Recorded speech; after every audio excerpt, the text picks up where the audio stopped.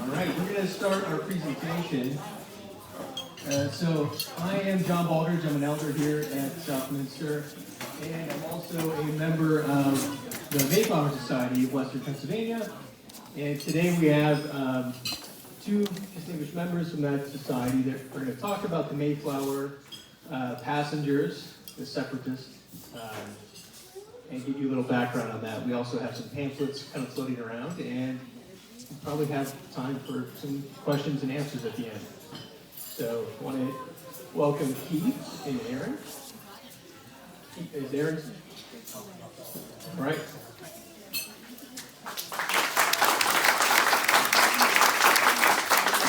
Good evening to you all, and thanks for having us here to celebrate our favorite holiday of the year, that's the Christmas season. Currently, I am the governor for the Society of Mayflower Descendants in Commonwealth of Pennsylvania. My term is up at the end of this year, thankfully. A lot of work. I have my assistant governor here with me tonight, Erin. She's going to present first, and then I'll come on and talk about two passengers that you probably haven't heard of, but are actually very important to Americans. So I'm going to turn it over to Erin.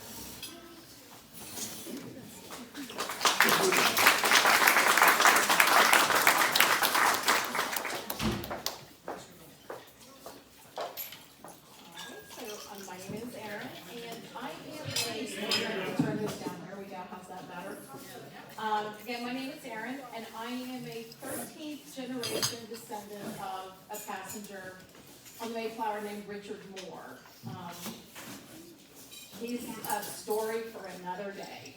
But today I'm going to talk to you about the Puritans and the Separatists. So I'm going to give you a real nutshell description of what all that meant. So to start out, it's very easy the best thing to do really is to go back to the Reformation and the departure from the Catholic Church by Luther. And that movement does spread through Europe, but it's slower to get into Britain. But about less than 30 years after Luther's departure from the Catholic Church, King Henry decides that he's also going to leave the Catholic Church. Whole other set of reasons why he decides to do that, but he does. So he establishes the Church of England, and it is the state Church of England, and everyone is to attend. Other countries and even people in England do not agree with the king, and their debate is over several things. Some feel that they want the Church of England to remain more Catholic with a capital C, while others want it to be more simplified and more purified, hence your Puritans. One of the big things that also happens at this time is the invention of the printing press. So people that can read are now able to read the Bible in their own language. And I'm sure it causes them to kind of scratch their head and be like, what the Catholic Church is telling us isn't infallible. So that fuels the Puritans' ideas for what they want. In terms of what they want, when they say they want the church to be more purified, they don't want the rites and the rituals and the hierarchy, and they don't want a human authority. They want to live by the Bible, and they want that simple a life to be lived by the Bible. Now, the Puritans believed that the Church of England could be simplified and purified from within, and so they work to make that happen. Like, they think that they can work towards that and it will be successful. Another offshoot of the Puritans is a group that forms in northern England. And they are considered a little more radical. They feel even more adamantly that the church needs to be purified. They don't believe that it can be reformed from within, and so they want to break away from the church completely and be separate, hence your separatists.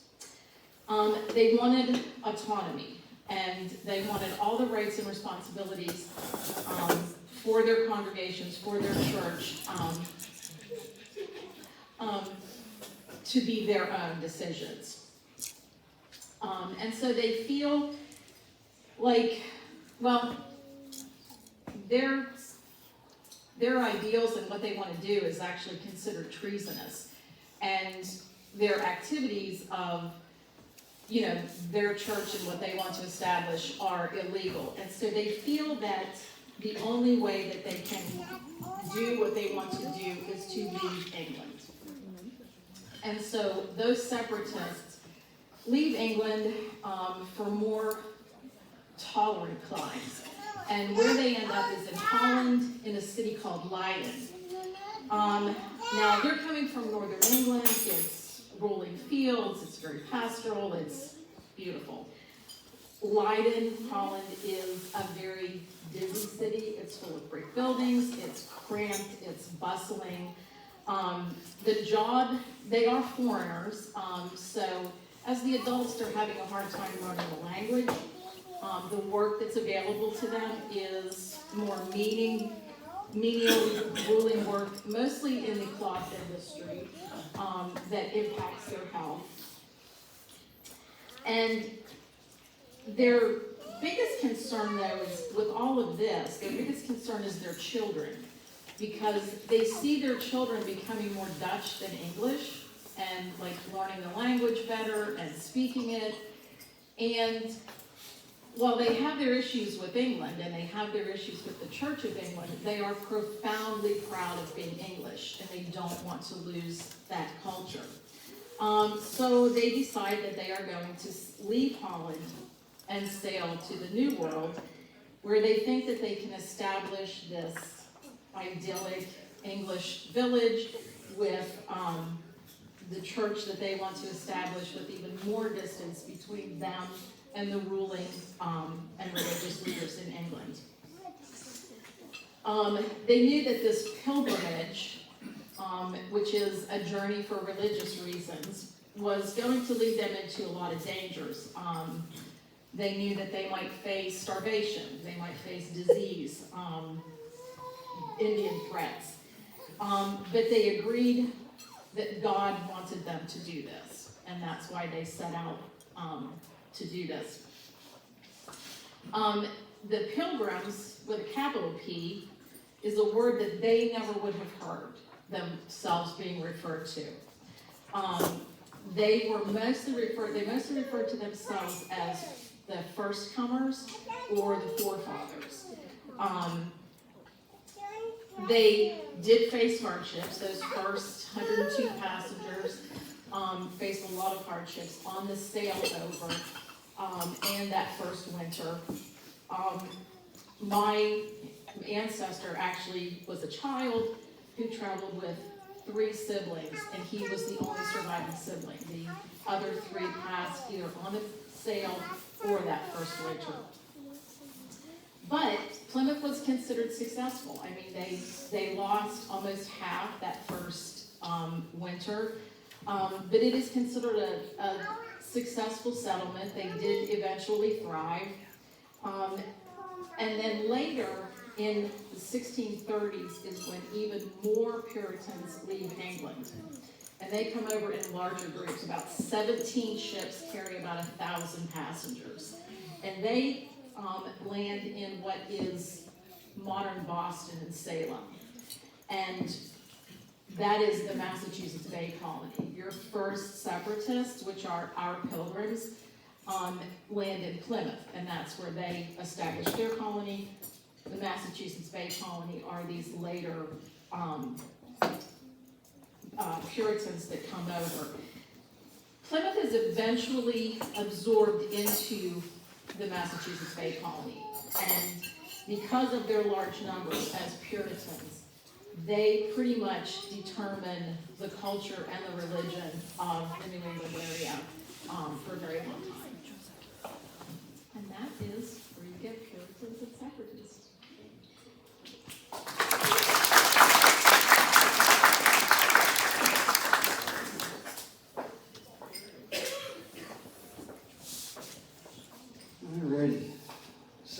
heard of Priscilla Alden, or Priscilla Mullins and John Alden? Raise your hand if you've heard of them at Thanksgiving. How about Miles Standish? John, you're not allowed to put your arm up. Okay, how many of you have heard of John Howland or Elizabeth Tilley? Okay, good. Well, I know you know. So John Howland was a very, very interesting passenger on the Mayflower. He was born in around 1592 in a little town called Fenstanton, which is in Cambridgeshire, to Henry and Margaret Howland. The Howland family in that area, they were very distinguished. They were granted a coat of arms to the eldest brother, Richard, and that part of the family currently owned the coat of arms. His uncle employed his father as a draper. And does anybody here know what a draper is? Okay, draper is like a cloth merchant. And that's basically what Erin told you in her presentation was a lot of the pilgrims were in the cloth trade. Silk weavers, woolens. They eventually, John eventually met through working with his father at the shop, a man named John Carver. John Carver would later come over on the Mayflower with him, or actually he would come over with John Carver as his manservant. John Carver would eventually become the first governor of Plymouth Colony, but he unfortunately died the first winter. So John signs on to be his manservant, and he signs a contract to be an indentured servant for 7 years. Now, I don't know about you, but that doesn't sound like very much fun. So they come over on the Mayflower, and John has the dubious distinction of being the only passenger on the ship to fall off. He had gone up from the deck. Now, how many of you have been to Plymouth Colony or Plymouth Plantation in Massachusetts? Did you tour the Mayflower too? No? It's actually a replica of the actual ship. However, with the deck where the passengers were held, when they came over, was only 5 feet high. So most of the people were walking around like that. Now, with Mayflower 2, they have it high enough that you could walk around high. John probably was feeling a little claustrophobic, and there was a raging storm outside, and he decided, well, I'm going to go up on deck and get some fresh air. That was the bad move. But he was in luck. During the storm, they had hoisted the sails and basically left the ship. It's called lying a hull. And when you hoist the sails, basically what the ship does is it bobs around like a cork. That way you don't risk the sails being ripped to shreds, and you're pretty much on an even keel on the waves. So he's washed overboard, and luckily he sees a rope, the topsail halyard, trailing in the water behind the ship, and he latches onto it. And you would think at that point, him being an indentured servant, he had a pretty big decision to make. Am I really happy? Should I just let go? You know, is life really worth it? He decides to hold on, and the sailors bring him back up with a hook. And he completes the journey, and he actually becomes a pretty prominent member in Plymouth Colony. Around 1607,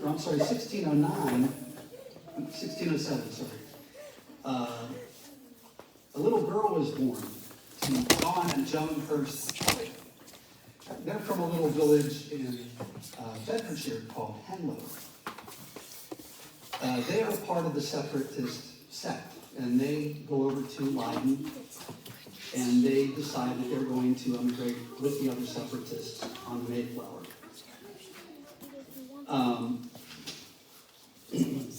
They moved to Leiden in 1609, and they come over with John's brother Edward and his wife Agnes. So there's 4 Tillys and an Elizabeth, the daughter. She, of course, sees John on the ship. There's a 15-year difference between them. And they make the trip over. Luckily, they survive. Unfortunately, Elizabeth's parents and her aunt and uncle passed during the first winter. And she's only 13 years old. So is there anybody here who's 13 years old? Could you imagine coming over on a ship with your mother and father and your aunt and uncle and having them pass and being by yourself in a strange new country without any buildings? But she persevered. And this is where faith comes in. I think John Howland's faith in God and Elizabeth Tilley's faith in God had them survive the first winter. As I told you before, John Carver unfortunately passed away. That was John Howland's master, so to speak. John Carver's wife passed away. They said a couple weeks later, probably of a broken heart. So John Howland was a free man. Upon the death of John Carver and his wife, Elizabeth Tilley became his ward. And about 4 years later, they married. They had a very happy marriage. As a matter of fact, William Bradford of Plymouth Plantation describes John Howland as a lusty young man, which in those days meant merry. He was probably very high-spirited. They did marry. They had 10 children, all of whom survived to adulthood, and 88 grandchildren. Wow. Now, getting back to faith, I'm a firm believer in everybody is preordained. God knows what you're going to do from when you're born to the day you die. And every day is set in stone. Had John Howland decided to let go of that rope, and had Elizabeth Tilley decided to go back to England, the trajectory of American history would have been changed. And I'll tell you why. We wouldn't have had any Franklin Delano Roosevelt, Humphrey Bogart, both George Bushes, Alec Baldwin, Chevy Chase, Ralph Waldo Emerson, Christopher Lloyd, and the list goes on, including myself. Today we have about 2.5 million Howlands who descend from John and Elizabeth. I also descend from 8 other passengers, but John is actually my favorite just because his story I think is so fascinating. He's the only one to fall off the ship. He survives, marries a fellow passenger, has 10 children and 88 grandchildren, and lives to be over 80 years old. So I think at Thanksgiving it's more than getting together and having a big feast and watching football. I think everybody should thank God for every day that they're given. And with that, I will close. If anybody has any questions or anything, I'm happy to... here is a book, if anybody's interested. It's called The Boy Who Fell Off the Mayflower. That title is inaccurate because he was actually 28 when this happened. Elizabeth was 13 when she boarded the Mayflower. But it is available on Amazon if you're interested. The illustrations are fantastic. They're all done by P.J. Lynch, who wrote the book. And you can also catch his story, a little bit of it, on Charlie Brown, of all things. So, I also want to let you know, on Sunday evening, at Old St. Luke's in Carnegie, we will be doing a Thanksgiving service. It's at 4 o'clock in the afternoon. And have any of you been to Old St. Luke's? It's a beautiful church. It's a very nice non-denominational service. If you want to come down, we'll be there. So any questions for me or Aaron? Or no? Well, thank you very much for having us. Have a happy Thanksgiving.